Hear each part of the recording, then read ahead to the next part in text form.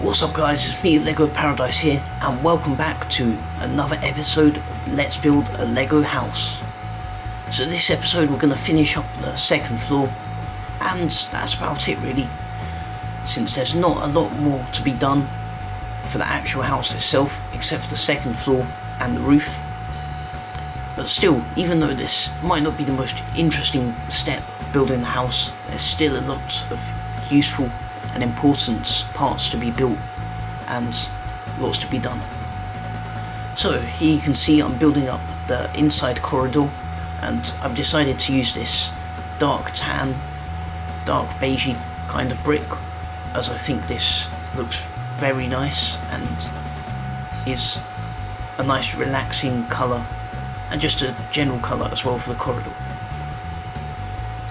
So you can see I don't have quite enough bricks, so I experiment with some arches to create an arched back to this corridor.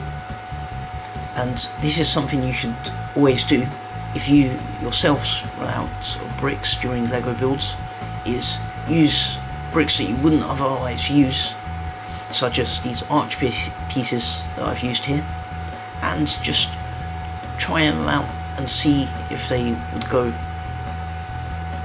And maybe you can end up with a really nice design and still use those bricks that you wouldn't have otherwise had enough of them to use. So you can see I've started to build up the back walls as well, and you might not be able to see that because of the camera angle, but I'm gradually building up and layering up the walls at the back. And you can see I've already pre-planned out the window spaces, as this is something that is very useful to do in almost any Lego build. It's always good to have a rough idea of where you're going to put your Lego pieces.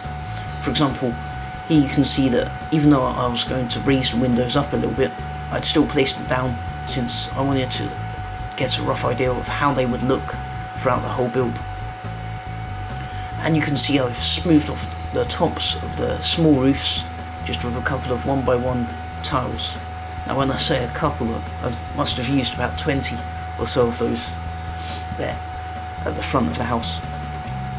And there's still a few gaps in the little roof, as you can see, that need to be filled out.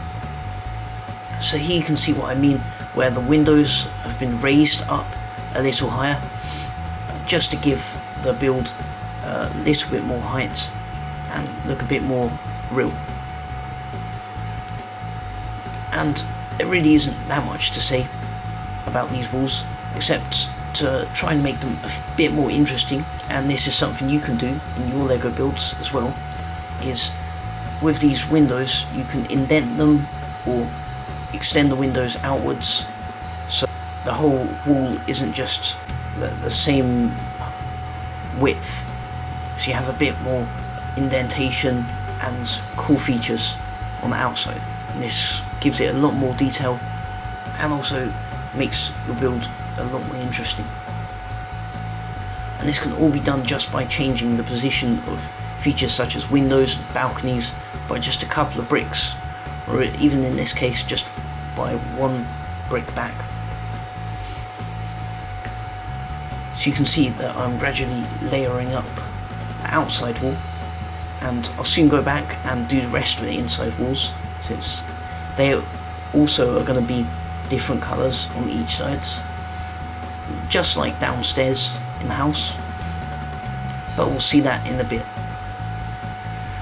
So you might have noticed that since the last episode or so, I've added this really cool red garage door, and I didn't build this on the camera because it took a long time to get a good design that opened up to allow the whole car to drive out. But I think in the end it looks like a really nice realistic garage door, and that's something that I'm happy about in this build.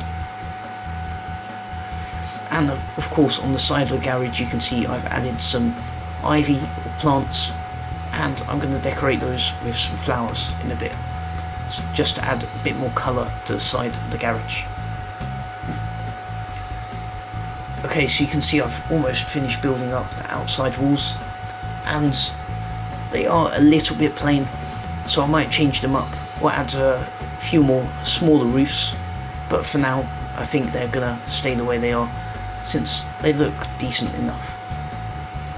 And I still want to focus attention on the front and back of the house, and of course the inside, and I don't really want to make the walls too distracting.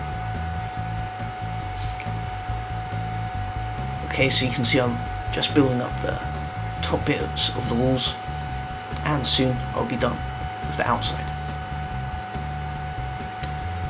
And this is just the back of the house. I haven't been building up with the rest of it. And I might change the way that the roofs join together on other sides, just hide that grey split between the two buildings. So here you see me starting work on the interior walls, and I had a rough colour scheme that you might have saw in the other video, with blue for the master bedroom, white for the bathroom, this sand green colour for the study, and orange for the kids' bedroom. And I wanted to use these colours because they not only looked cool, but I hadn't used them downstairs in the house, so each room could have assigned its own colour, and that would add a very unique and realistic colour scheme to each of the rooms. And you can see at the end of the corridor I've added this 1x4 brick with the studs on the side, and that's how I can maybe stick a painting or a clock on the end, and again just to break up the colour and add a bit of contrast to the walls. So you can see I'm just layering up the blue walls of the master bedroom, and you can see the door frame that connects to the bathroom, as I wanted to have a sort of ensuite bathroom, and that door was in a perfect place, so I just went with it.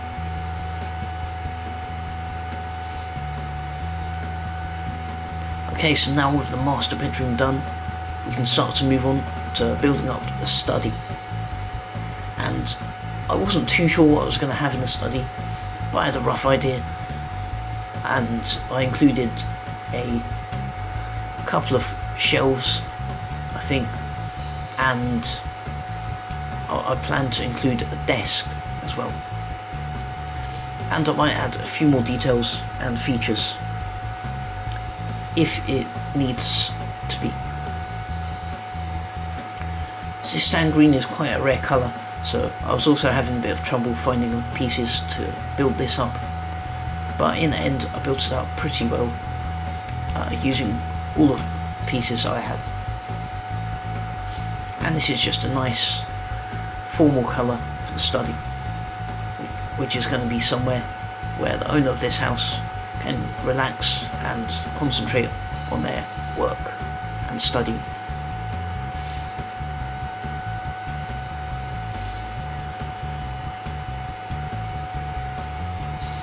Okay, so now with two rooms complete on the inside, we start to move on to building up the kids' bedroom. And I wanted to use orange for this since it was a nice bright and lively colour, and it also provided a very nice contrast between the master bedroom and the sand green of the study, since when viewed from above it would look much more brighter and fun, which is exactly what this room should be. And you can see there's quite a big window at the back, and I might display some toys or some mini micro scale Lego toys on that, or add some curtains. But for now I'm gonna leave it at that. And my building ideas for inside this later are to include a bed, obviously, and maybe a small desk, and probably a cupboard as well. But I'll just see how much space I have later on. So you can see I'm leaving gaps for the windows, so I can go in later and just add some tiles to smooth out the windowsills. So there we have the kids' bedroom done. Now it's time to move on to building up the bathroom. Now this room has to be very big, since it has to include a shower or a bath. I'll probably include a shower instead, since it takes up a little bit less space. A toilet, a sink, and maybe a mirror and a little bath stand.